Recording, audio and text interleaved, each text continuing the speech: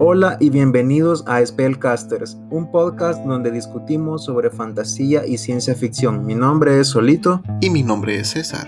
Pasamos nuestros días infundiendo nuestras mentes con estos temas y ahora venimos a discutirlo junto con ustedes. En el episodio de hoy hablaremos sobre Escuadrón de Brandon Sanderson y sobre las principales diferencias entre el libro y los juegos de Metro 2033. Solo los necios subían a la superficie. Mi madre siempre decía que era una estupidez ponerte en peligro de ese modo. No solo estaban las casi constantes lluvias de escombros que caían desde el cinturón de cascotes, sino que además nunca se sabía cuándo iban a atacar los Krells. Por supuesto, mi padre ascendía a la superficie casi a diario. Como piloto era su obligación. Supongo que según la definición de mi madre, eso lo volvía pero que muy estúpido. Comencemos por hablar de Escuadrón de Brandon Sanderson. Esta es una novela ambientada fuera del Cosmere, que es el universo principal donde escribe la mayoría de sus novelas Brandon. Esta es una trilogía de ciencia ficción y fantasía. Y para resumirles de qué trata, piensen en una mezcla curiosa entre las películas de Top Gun con un poquito de Día de la Independencia. Trata sobre una chica llamada Spensa, que es la hija de un piloto caído en desgracia por desertor. Esto estigmatizó tanto a la muchacha que es conocida como la hija de un cobarde. Ahora vive recluida en las cavernas de este mundo, cazando ratas para sustentar a su pobre familia, sin dejar de tener, irónicamente, el deseo de unirse al cuerpo de defensa aérea del cual su padre desertó. César, ¿cuáles eran tus expectativas cuando comenzaste a leer este libro? Como a mí me gusta bastante Brandon Sanderson, que creo que ha quedado claro con todo lo que hemos hablado acerca, ¿no? Las expectativas ya estaban bastante altas y creo que se cumplieron al finalizar el libro porque me dejaron pidiendo más y pues por suerte mía hay más de esta historia que contar, ¿no? Creo que me tomó un poco por sorpresa eso de que la historia es narrada en primera persona y creo que estuvimos discutiendo contigo hace un momento que eso creo que fue lo que no te pareció mucho, ¿no? Sí, siempre he sentido que la narración en primera persona es como que perezosa, pero eso es consecuencia de los malos libros que he leído que están narrados así, principalmente estos libros juveniles, cuando pensás en los Juegos del Hambre o en Gente o Detergente o como se llaman los demás, si lo recuerdas están narrados en primera persona y siempre me pareció como que soso porque estos protagonistas no tienen nada en la cabeza, ¿no? Solo están pensando en que el gobierno es malo o en que quieren darse al triángulo amoroso, ¿no? Pero aquí con Sanderson es distinto porque sientes que estás en la cabeza de un personaje con sus propias ideas, sus propias vicisitudes. No sientes que estás mirando la historia a través de los ojos de un personaje acartonado. Y creo que es bueno destacar el hecho de que Brandon Sanderson es muy bueno escribiendo personajes y sobre todo escribiendo personajes mujeres, porque pues la mayoría de los libros que he leído, las principales protagonistas son mujeres.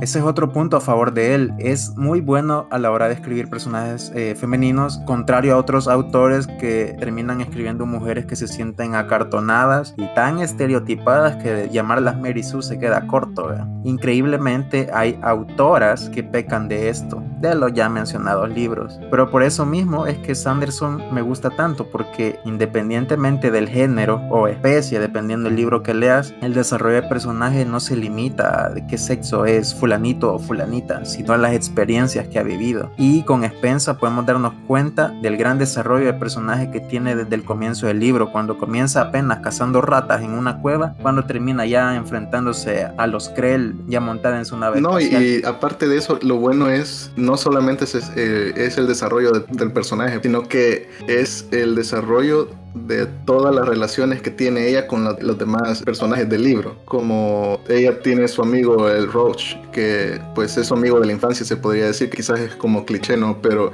la relación que tiene con él se va desarrollando de una manera que nos ayuda a ver las diferencias de cada uno, porque él pues es muy bueno estudiando, ella es como más práctica en todo eso, ¿no? Pero se complementan. Y aparte de él, pues otros personajes como Caracapullo, que es el peor enemigo de ella, pero al final pues también, como les digo, se complementan, ¿no? En esta historia.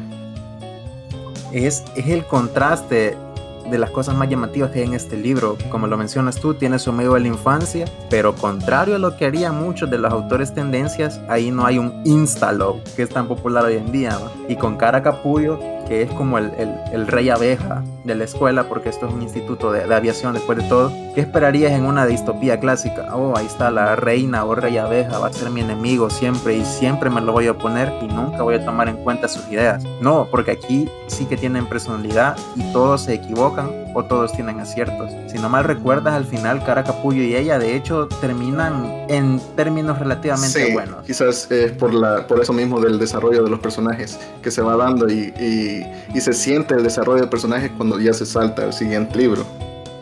Creo que ya mencionamos bastante de los personajes, pero para que nuestros oyentes no se pierdan del todo, podemos hablar así brevemente cuál es la premisa de Escuadrón. La historia toma lugar en el espacio. La humanidad finalmente fue expulsada de la Tierra y construyendo enormes cruceros espaciales se han visto en la necesidad de buscar un nuevo mundo. Luego de una serie de desgracias y accidentes, quedan varados en un planeta conocido como Detritus, donde son sitiados por una raza de alienígenas conocidas como Krell. En este punto de la historia, los Krell son el antagonista principal de la humanidad. El libro trata sobre la eterna batalla que tienen los humanos contra estas criaturas en un desesperado intento de salir de la atmósfera y reclamar un mundo en el que puedan habitar libremente sin necesidad de esconderse tras las piedras. A medida que la historia se va desenvolviendo, Spensa, nuestra protagonista, va aprendiendo más sobre los Krell, sobre la misma fuerza de defensa de Detritus, sobre por qué su padre huyó de esa guerra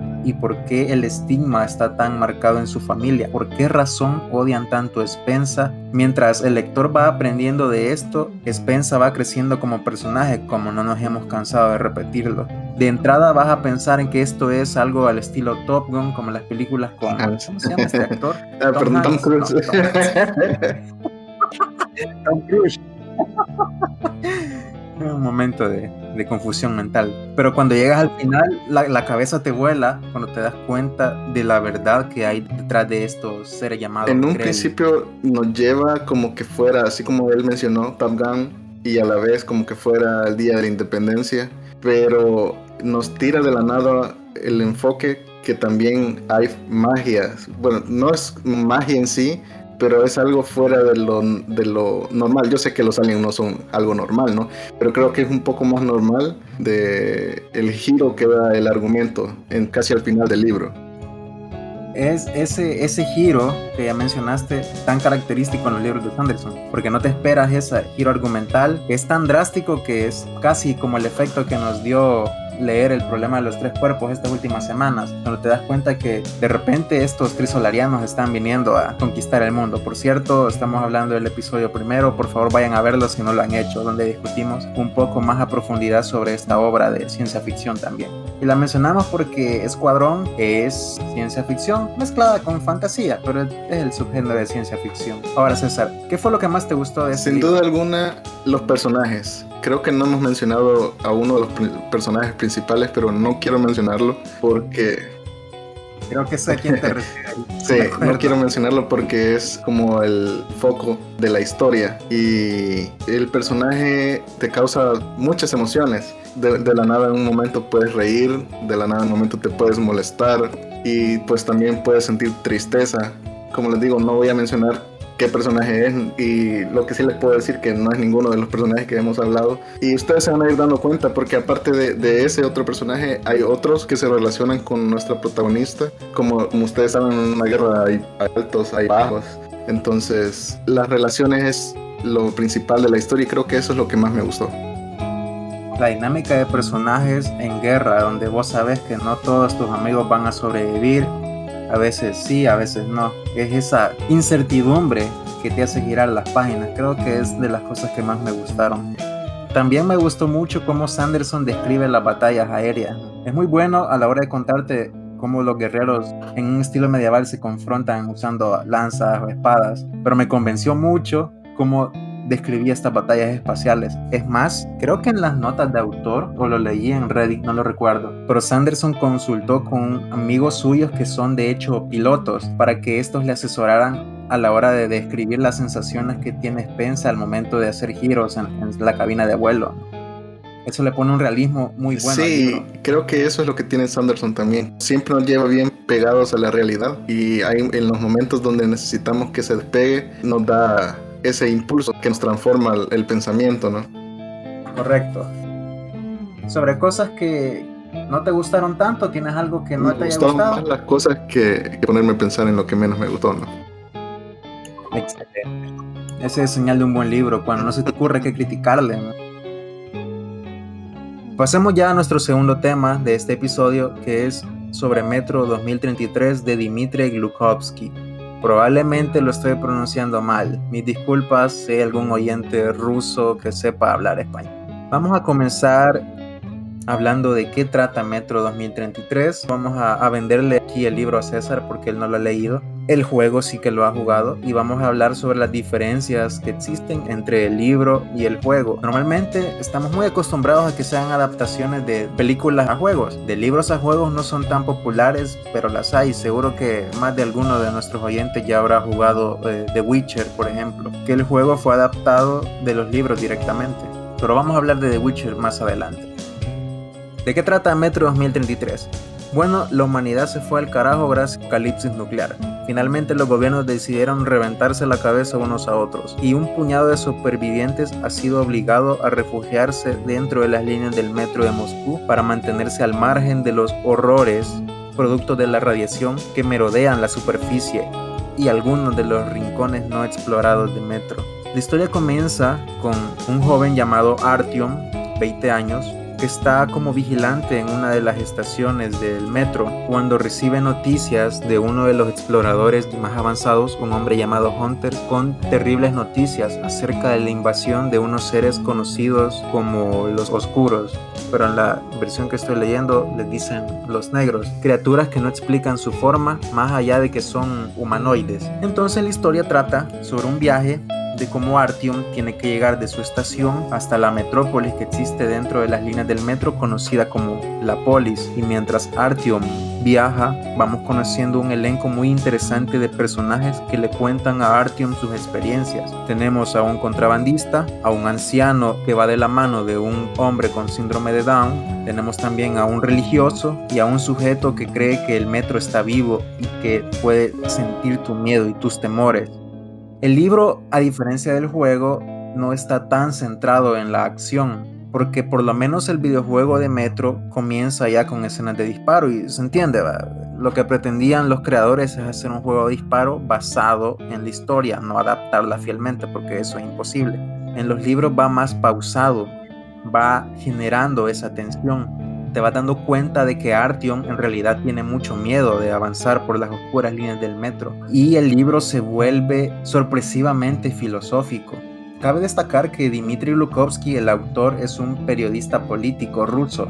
Ya te imaginarás, César, la cantidad y el tipo de filosofía que te deja ir entre capítulos, sobre la guerra, sobre los ideales rusos, sobre qué está bien para la madre patria y qué no está bien. Y a eso sumale que dentro del metro no solo hay hijos de la madre patria, hay nazis dentro del metro, aparte de los rojos y aparte de grupos apolíticos. Entonces el libro es una guerra de ideales entre los humanos, y mientras los hombres luchan por ver quién tiene el ideal correcto, los horrores que pululan por el metro los rodean y ellos, enceguecidos por el mismo orgullo, hacen caso omiso a ese peligro que los rodea. Esa sería la premisa de Metro. Ya los giros argumentales, esos ya son reservados para los que quieran leerlo, porque tal como pasó con Escuadrón, el final es aquello que te vuela la cabeza después de la gran antesala de la odisea que Artyom pasó para llegar desde su pobre y desolada estación hasta la Polis. Si lo comparamos al juego, si no mal recuerdas, César, comienza con Hunter llegando a la estación diciéndote que tenés que llevar el mensaje. Ahí te están dando la presión, solo llega al El final. juego no recuerdo así a ciencia cierta todo, porque la verdad no lo terminé. Es uno de mis pecados. Pero pues hablando ya en específico de este juego, recuerdo jugar el inicio y me recuerdo la impresión que me dio de que pues vivir abajo en el subterráneo, no sé si es exactamente así en el libro, que viven en los subterráneos, o es en sí ya estaciones afuera, no estoy seguro, pero la visión que me dio el juego fue esa, de que vivían en el subterráneo, en las líneas del tren, y que pues la vida era difícil porque si tenían que salir a cazar o hacer algo, pues la única que tenían era gastar las balas pero también le servían para comerciar dentro de las ciudades, ¿no? Que es estas estaciones del tren.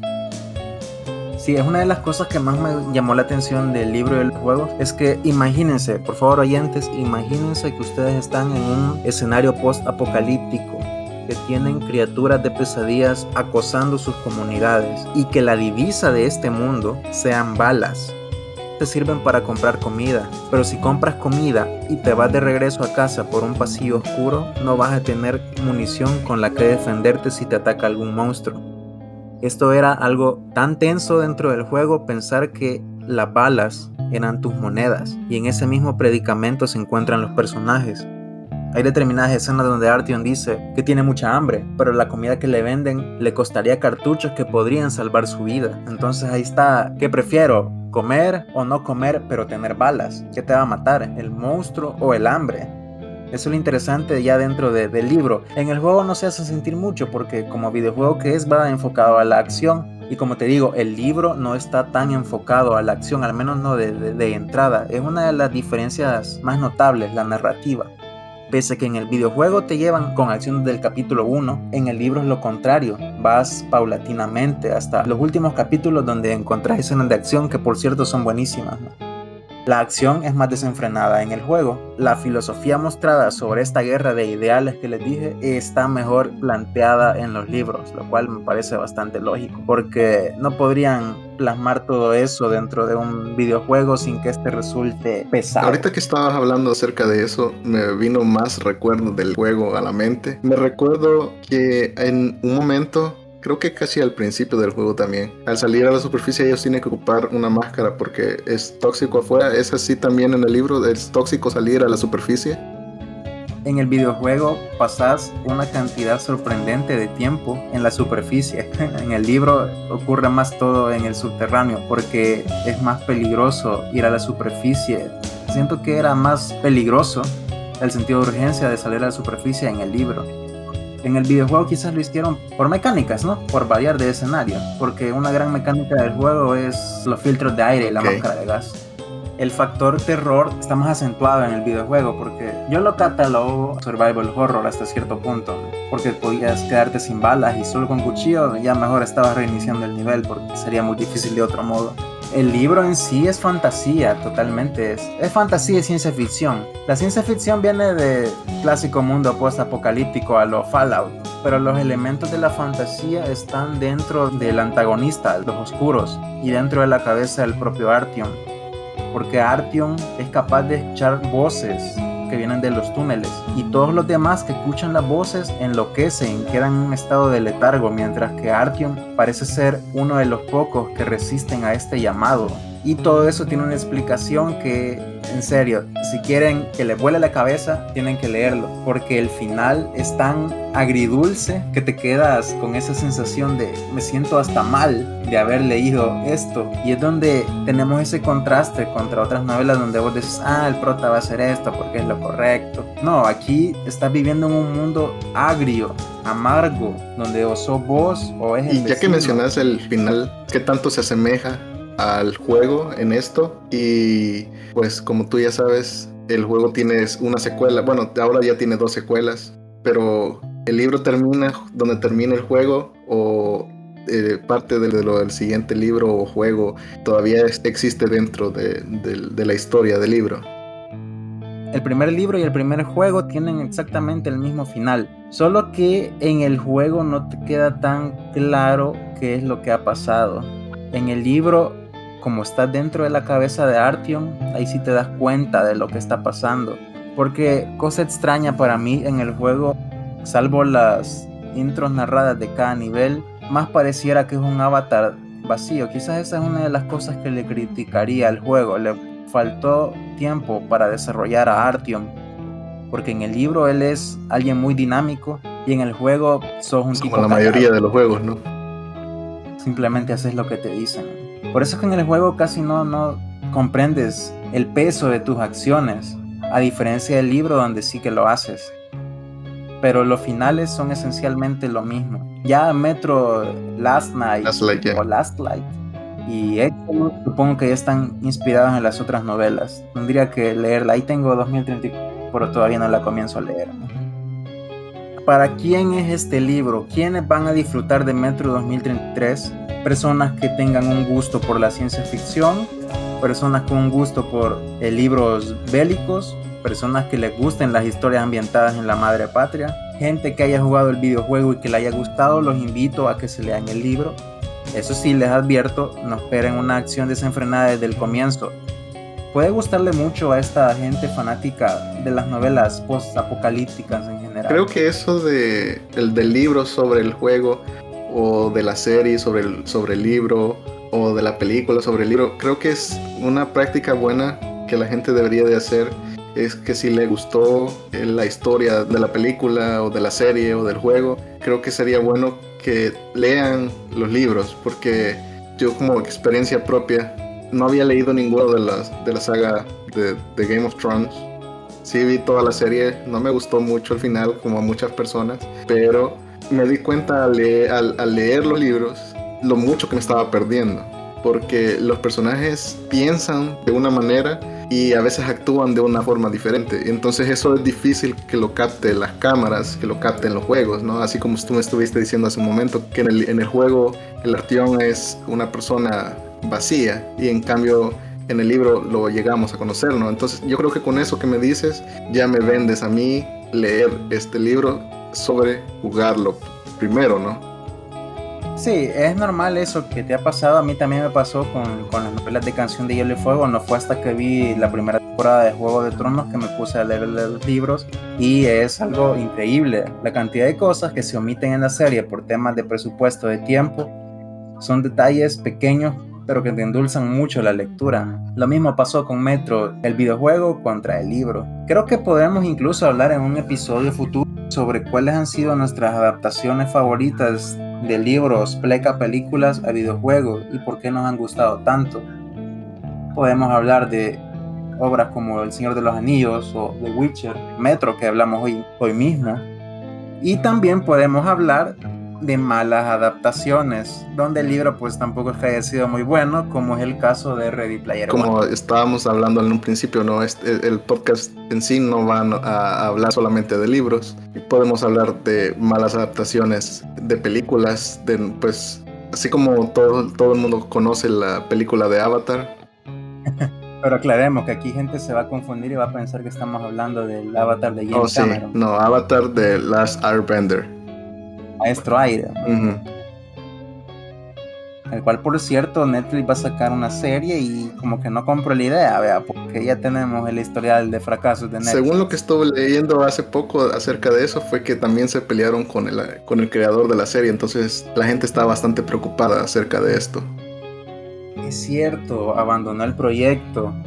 Eso me hizo perderle mucha fe a esa adaptación y ya no estoy tan entusiasmado. O sea, no estaba entusiasmado, estaba un poco intrigado, pero con el anuncio de la salida del creador del proyecto es como que ya no me interesa. En cambio, no sé si te fijaste que ellos están hablando de crear el Avatar verso. No he leído acerca de eso. Quieren crear su propio mundo de historias relacionadas al mundo de Avatar, expandir el universo, y me parece una buena idea. Mientras más opciones aparte de Marvel existan, mejor. Gracias Godzilla, sí. Gracias Monsterverse. Sí, aún no he visto esa película. ¿Ya la viste vos? Justo la vi hace 2 días y pues la verdad me gustó. Mucha gente le critica el desarrollo de personajes, pero pues lo importante de una película de monstruos son los monstruos, ¿no? Sí, un tweet de IGN quejándose de que Godzilla vs King Kong no tenía mucho desarrollo de personajes humanos y que se centraba en las peleas, y bueno, a eso es a lo que va la gente. La gente critica eso, pero en Godzilla 2014 hubo bastante desarrollo de personaje, más que monstruos. Creo que Godzilla salió en la pantalla no más de unos 20 minutos de una película que dura 2 horas, y pues mucha gente criticó eso, y ahora que la acción se centró en los monstruos y no tanto en las relaciones humanas, pues critican lo otro. Entonces no siempre se va a tener a la gente contenta. sobre todo a los críticos. Es como que fueras a ver una película de Rápido y Furioso y te quejaras porque no hay carros o hay muchos Pues carros. Rápido y Furioso, pues ya podemos hablar de que pronto va a dejar el realismo y se va a centrar en la fantasía, ¿no?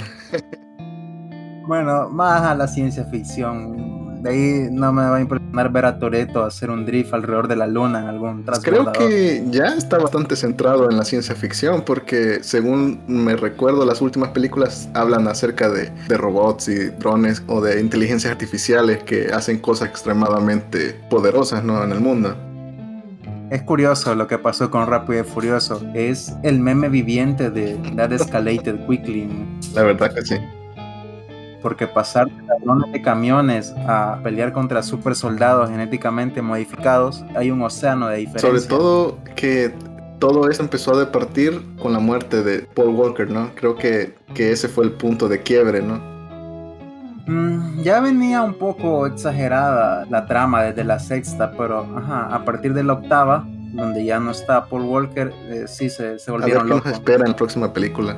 En el trailer se ve que está un poco subida de tono igual. Pero pues el nicho de esas películas es bien específico, ¿no? Entonces a mí me gusta verlas. No les encuentro sentido, pero me gusta verlas.